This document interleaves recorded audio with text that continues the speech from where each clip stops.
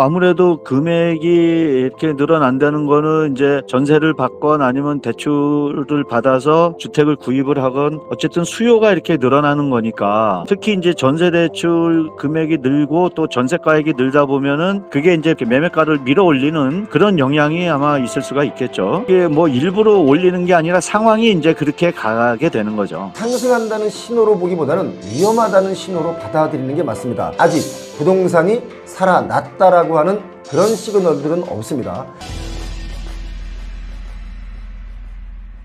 아시는 분들은 이미 다 아시고, 모르시는 분들은 이게 뭔지를 전혀 모르시는 분들도 많이 계시죠. 자, 하반기부터 스트레스 총부채 원리금 상환 비율 2단계 대책이 시행됩니다. 딱 한마디로 결론부터 말씀드리면, 여러분께서 집을 살 때 받을 수 있는 대출금이 확 줄어든다, 그 얘기입니다. 스트레스 DSR이 주택담보대출은 물론 신용대출까지 적용된다는 것이 2단계의 핵심인데요.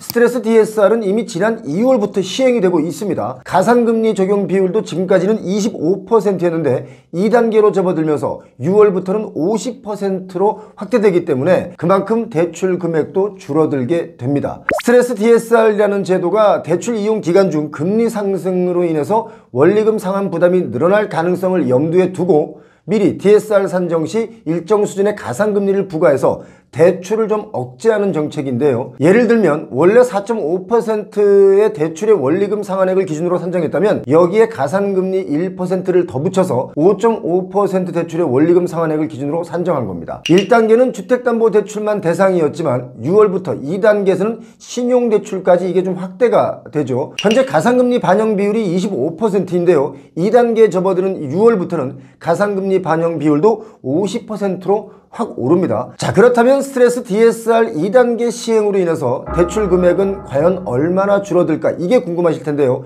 쉽고 간단하게 설명을 드리겠습니다. 자, 대략 평균적인 것으로 말씀드릴게요. 자, 30년 만기 분할 상환 조건으로 은행에서 변동금리 주담대를 받는다고 가정을 하면, 자, 연소득이 5천만 원일 경우 대출 한도는 스트레스 DSR 제도 시행 전에는 3억 3천만 원 대출을 받을 수가 있었습니다. 그런데 스트레스 DSR 1단계에서는요 3억 1,500만 원으로 1,500만 원 정도 줄어들게 되고요. 2단계에 접어들면은 3천만 원 정도 줄어들어서 3억 원의 대출을 받을 수가 있습니다. 그러니까 3억 3천만 원 대출 받던 것이 이제는 3억 원으로 줄어든 겁니다. 연소득이 1억 원일 경우 똑같이 곱하기 2 하면 되는데요. 스트레스 DSR 시행 전에는 6억 6천만 원을 받을 수 있었다면 이제는 6억 원을 대출 받을 수 있으니까 결국 6천만 원 정도 감소한 겁니다. 한 10% 정도 대출금이 줄어들게 되죠. 지금 스트레스 DSR 1단계가 시행이 되고 있고 6월부터는 2단계가 시행이 되면 이 대출 금액 수가 좀 줄어드는데, 스트레스 DSR에 대한 설명을 좀 부탁드릴게요. 그 DSR에 스트레스가 붙는 건데 네. 사실 그 전에는 DTI가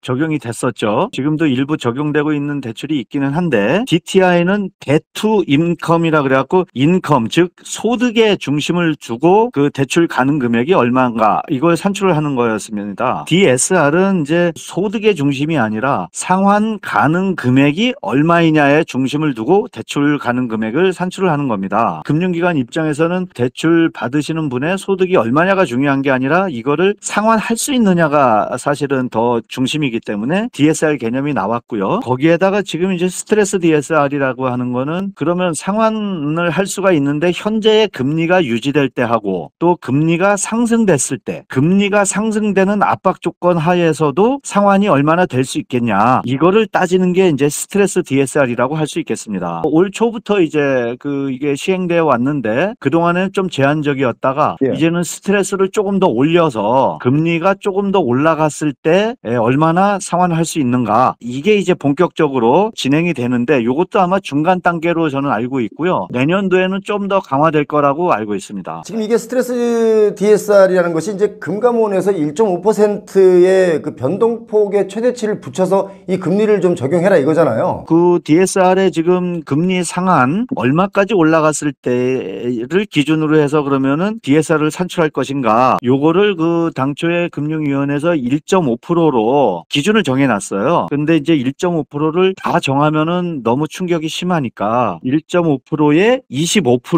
0.375 0.75%만 적용을 해서 그동안에 DSR에 따른 이제 가상금리를 적용을 했는데 네네. 이게 이제 하반기부터는 그거의 2배, 1.5%에 50%, 즉 0.75%가 가상금리로 이제 적용이 된다는 거죠. 예, 그렇다면은 이제 금리가 높아지니까 그만큼 대출 받을 수 있는 금액이 작아지는 거죠. 예, 예. 내년엔 이게 더 확대되지 않습니까?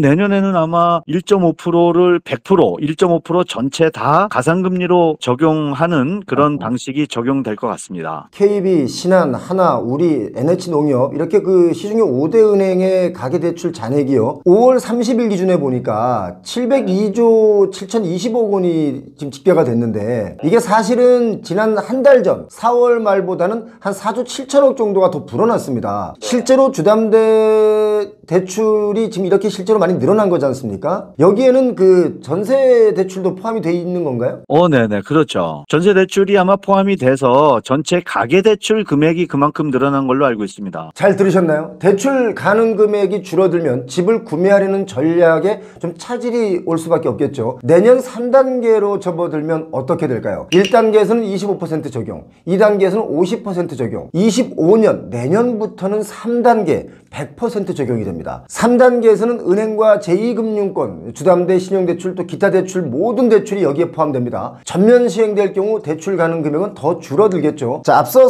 설명드렸듯이 연소득이 5천만 원일 경우 대출 한도가 스트레스 DSR 제도 시행 전에는 3억 3천만 원 정도 대출 받을 수 있었다면 스트레스 DSR 1단계에서는 좀 전에 설명드렸습니다. 3억 1,500만 원.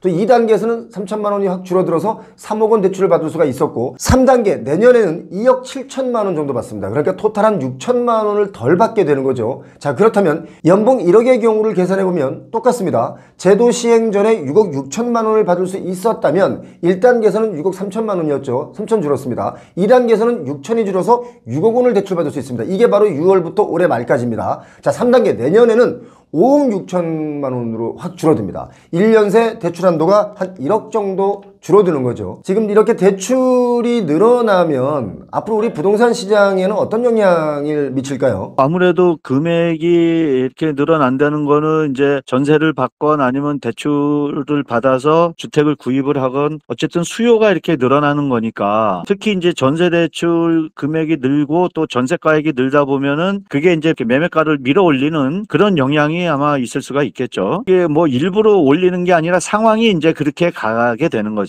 대출을 옥죄기 시작했는데요. 서울의 아파트는 24년 상반기에 거래량이 늘어났습니다. 과연 하반기에도 늘어날지 이거 지켜봐야 되겠지만 지금 시장의 가장 큰 걱정이 뭐냐면 양극화가 너무 심해졌다는 것이죠. 돈이 있는 사람들은 고가의 아파트도 막 질러서 사고 돈이 좀 부족한 사람들은 저평가된 집을 찾기에 분주합니다. 그리고 너무 높아진 아파트 값이 이게 내일이 아니다 라며 포기하는 분들도 늘어나고 있습니다. 이게 문제라는 겁니다. 어쩌면 지금 시장은요 서로 프리미엄 놀이 하느라고 통제 불가능할 정도로 가격이 부풀려져 있기 때문에 이게 언제 어느 때 거품이 붕괴된다 하더라도 이상한 시장이 아니란 겁니다. 이거 위험한 거다는 뜻이에요. 점점 높아만 가는 분양가에 지금이라도 집을 사야 하나 이걸 고민하시는 분들이 최근 부쩍 늘어난 것도 사실입니다. 제게 어디 아파트를 사면 좋으냐를 묻는 분들이 최근에 아주 많이 늘어났거든요. 부동산 시장의 붕괴냐 안착이냐 이 기로에 놓인 중요한 시기가 지금인 것 같습니다. 그리고 요즘 제가 여러분께 드리고 싶은 말씀 중에 하나가 아파트 가격이 오른 지역이 여기저기 나타나고 있다. 거래된 아파트 중에 올라서 거래된 아파트가 40% 그리고 하락해서 내려가서 거래된 아파트가 한 60%라고 제가 시장을 읽어드렸더니 어떤 분들이 이런 댓글을 답니다. 표영호 변심했냐? 너 기회주의자냐?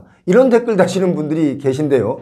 이건 뭐 제 변심이 아니라 시장이 변하고 있다는 것을 여러분께 말씀드린 겁니다. 시장이 변하고 있는 것을 말씀드렸는데 저보고 변심했냐, 기회주의자냐 이렇게 말씀하시면 시장과는 너무 동떨어진 말씀을 그런 댓글들을 달기 때문에 가끔 좀 답답한 면도 없지 않아 있습니다. 이런 댓글을 다니까 또 밑에 댓글들이 어떤 게 있냐면 아니 표영호가 오르는 걸 오른다고 얘기하고 내리는 걸 내린다고 얘기하는데 뭐가 잘못이냐 라고 또 댓글 달아주신 분들 많이 계십니다. 고맙습니다. 자, 오르지도 않는 아파트를 제가 오른다라고 거짓말을 하거나 내리지도 않는 아파트를 아파트 가격이 내려간다 라고 거짓말을 할 수는 없는 거 아니겠습니까? 겨울에 겨울옷을 입다가 봄이 와서 흐름이 변했는데도 계속 겨울옷을 입고 있으면 이거 생각이 일목요연한 것이 아니라 행동이 일목요연한 것이 아니라 흐름을 못 읽는 사람이 되는 것 아니겠습니까? 자, 시장의 흐름을 읽고 대응하는 것이 바로 표영호 TV의 바른 길이다라고 봅니다. 제가 시장을 예측하는 것을 보시고 이익 보신 분들도 많이 계시지 않습니까? 우리 부동산 경기가 살아나고 있다라고 말씀하시는 분들도 간혹 계신 것 같은데요. 아직 제가 볼 때는 그럴 만한 완벽한 데이터는 없습니다. 제가 보는 현지에서는 장기 침체로 갈 가능성도 저는 열어놓고 이 시장을 보고 있기 때문에